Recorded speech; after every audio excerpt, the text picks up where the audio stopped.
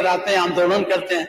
तो इस पर भी मेरा आपसे आग्रह है कि चालाक है, चालाक उससे कैसे करेंगे, इस पर भी आप सोच लेंगे, इसको ठीक करने की व्यवस्था आप करेंगे। दूसरी बात है, अब बजट सप्लीमेंट्री है, इसलिए इस पे हम बहुत ज्यादा नहीं कुछ कहना चाहते, कितना बजट कहाँ आवंटित हुआ। मैं इतना जरूर कहूंगा, मैं इतना जरूर कहूंगा माननीय मंत्री जी, जो उच्च शिक्षा का बजट है उसको बढ़ाने की जरूरत है। उच्च शिक्षा का बजट और प्रदेशों को मुकाबले और देशों के मुकाबले कम है, क्योंकि उच्च शिक्षा में शोध की बात होती है। माध्यमिक शिक्षा या प्राथमिक शिक्षा में शोध नहीं होता, शोध उच्च शिक्षा में होता। और जब शोध नहीं होगा तो विकास की नई नई संभावनाएं आपके ज्ञान में नहीं आ पाएंगी। इसलिए इसका बजट आपको सप्लीमेंट्री में अगर उच्च शिक्षा के लिए होते तो मैं आपको धन्यवाद देता।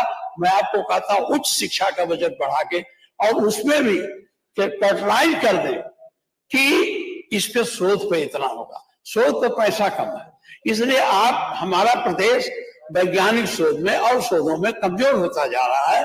इसलिए मैं आपसे आग्रह करूंगा इस पे आप शोध की धनराशि बढ़ावें।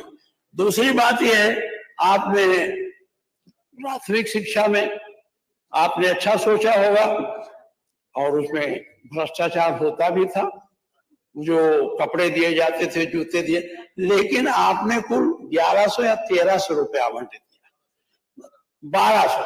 आप कल्पना करिए इस महंगाई में कौन सा वूलन स्वेटर मिलेगा, कहाँ जूता मिलेगा, कहाँ उसे पैजामा मिलेगा, पैंट मिलेगा। 1200 रुपए संभव नहीं है।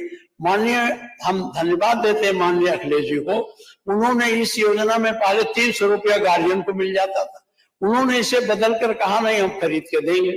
आपने इसको किया, हम ये नहीं कहते आपने पैसा दिया। अब होता क्या, गार्जियन ले जाता, खाद खरीद लेता और लड़के का सिलाई नहीं पाता, तो पा जाता गरीब बच्चे तो प्राइमरी स्कूल में पढ़ते हैं।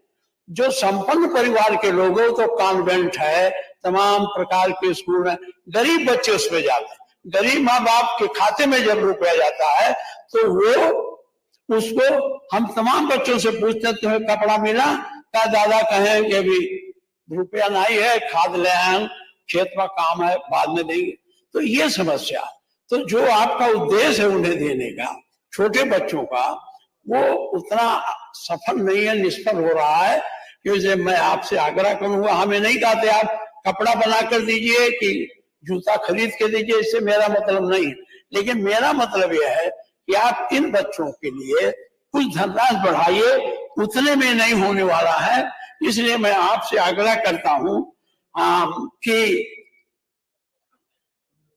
मैं जाता हूँ। नमस्कार, आप सभी जितने भी शिक्षा मित्र साथी हैं, आप सभी को लेकर एक बड़ी खबर सामने आ रही है। ये खबर आप सभी के लिए बहुत ही महत्वपूर्ण है। ये खबर आप सभी के प्रदेश महामंत्री जी के द्वारा दिया गया है। आप सभी के मानदेय वृद्धि को लेकर, आप सभी के समायोजन को लेकर जो भी अपडेट आती रहती है, जो भी बयान दिया जाता है, उसको लेकर आप सभी के प्रदेश महामंत्री जी ने एक बयान दिया है। आप सभी इस वीडियो को पूरा देखिए, जिससे आप सभी जान सकें कि आप सभी के समायोजन को लेकर कितने प्रयास किए जा रहे हैं। गांव में आया हूँ, आप तो मुझे जानते हैं, मैं आपके पड़ोस का हूँ। तो ये परिस्थितियां हैं, तो ये मैं आलोचना करने के उद्देश्य से नहीं, आपके सुझाव के उद्देश्य से बात कर रहा हूं कि इस पर देखें और विचार करें। दूसरी बात शिक्षा के मामले में यह है कि आपने जो अनुदेशक हैं या शिक्षा मित्र हैं, शिक्षा मित्र के बारे में बहुत सवाल आया। यह शिक्षा मित्र योजना भारत सरकार की थी, इसलिए आप ज्यादा नहीं कर सकते थे।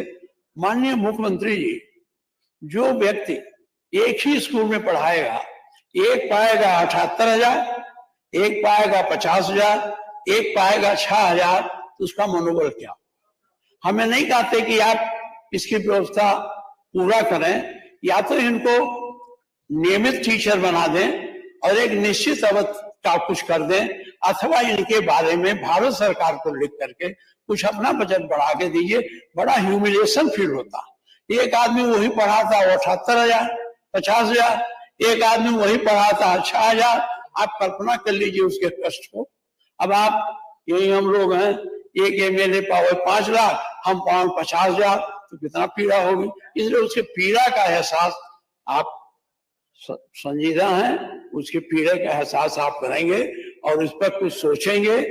ये आपने चयन आयोग बनाया, मैं चयन आयोग पहले से बना था, अब की बार तो कुछ भर्ती हुई है। जो मास्टर रिटायर होते हैं, अभी बहुत से पद खाली नहीं भरे जा सके माध्यमिक शिक्षा में। और हमारे मंत्री जी शिक्षा तो नहीं, तो कभी मानते ही नहीं कि प्राइमरी शिक्षा में टीचर नहीं है। एक स्कूल में एक टीचर पढ़ाता, मैंने BSS से, मेरे खुद गांव में कोई टीचर नहीं था शिक्षा में तो पढ़ा रहा था, तो मैंने BSS से कहा साहब एक टीचर दे दो, तो उन्होंने कहा मेरे पास टीचर है ही नहीं।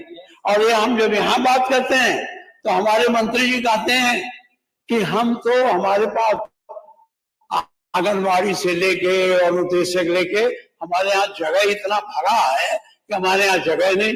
और हम मुख्यमंत्री जाते हैं कभी कभी, अरे जरा घूम के गांव में देख लीजिए, बस्ती जा रहा तो आप हेलीकॉप्टर जाते हैं, पहले कार से जाते थे, पाटन से निकलते थे, इधर से निकलते थे, हमारे क्षेत्र से भी निकलते थे। तो कम से कम इन लोगों को देख लीजिए है कि नहीं है, गणना न देखिए इसको। अच्छा एक चीज है, बहुत होशियार टीचर है जो BSS से मिलकर एक स्कूल में 15 लड़के की जगह 5 टीचर बैठे हैं।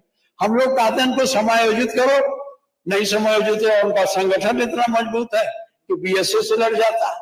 तो इस पर भी आप विचार करें जिससे स्कूलों की पढ़ाई सुधरे हो, क्योंकि इसमें गरीब लड़के पढ़ते जिनके पास खाना नहीं, जिनका कभी कोई पेट भी खाली रहता, वो तो मील है पा लेते हैं। तो गरीबों के लिए, जब सरकार गरीबों के लिए होती है, इसलिए मैं आपसे आग्रह करता हूं इस पर भी कुछ आप सोचें।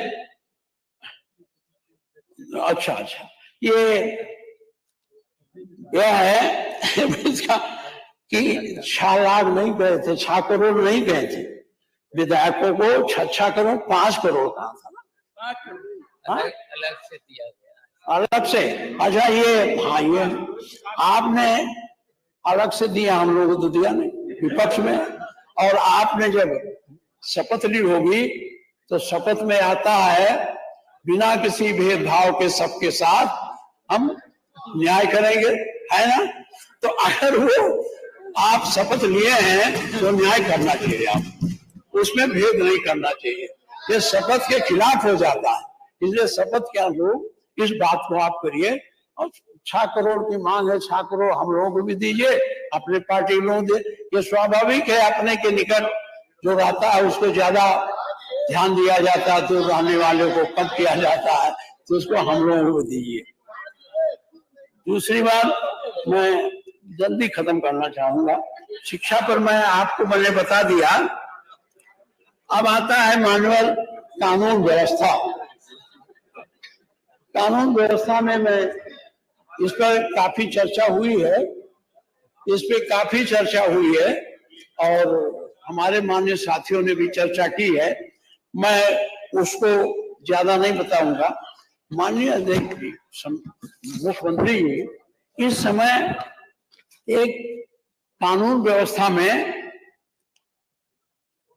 जो आपने काम किया वो मैं उसके बारे में कुछ नहीं कहना चाहता, लेकिन एक चीज कहूंगा, गंभीरता से देखिए, कहीं न कहीं कुछ भय का वातावरण है। कुछ लोग ऐसे हैं समाज में जिनके मन में डर लगा हुआ। आप बहुत कोशिश करते हैं कि हमने माफिया को ठीक कर दिया, हमने बड़े बड़े गुंडों को जेल में डाल दिया, लेकिन ये भय है क्यों? किस समाज में भय क्यों है? इस चीज पर भी आपको सोचने की जरूरत है। और अगर सोचेंगे, हम जानते हैं आप शपथ लिए हैं तो न्याय के बराबरी का सोच करेंगे, इसलिए इसमें मैं आपको ये सुझाव देना चाहता हूं। अब मैं ये क्राइम रिपोर्ट तो आप हमेशा रखे हैं, हमको भी एक मिल गया, मैं सुना दे रहा हूं, क्योंकि आप तो अभी उसे सुनाएंगे ही और 100% कम बताएंगे, लेकिन मैं अब ये हमारे पास ज्यादा नहीं, हम नया नहीं लाए, हम पुराना लाए हैं, केवल इतने जानना चाहते इसमें आपने कितना सुधार किया। अपराध का प्रकार IPC क्राइम में वर्ष 2016 में घटनाएं हुई थी 2,82,171। ये मैं 22 तक का बताऊंगा, क्योंकि 22 के बाद आप सुधार किए तो बता देंगे हम। 2,82,171 और वर्ष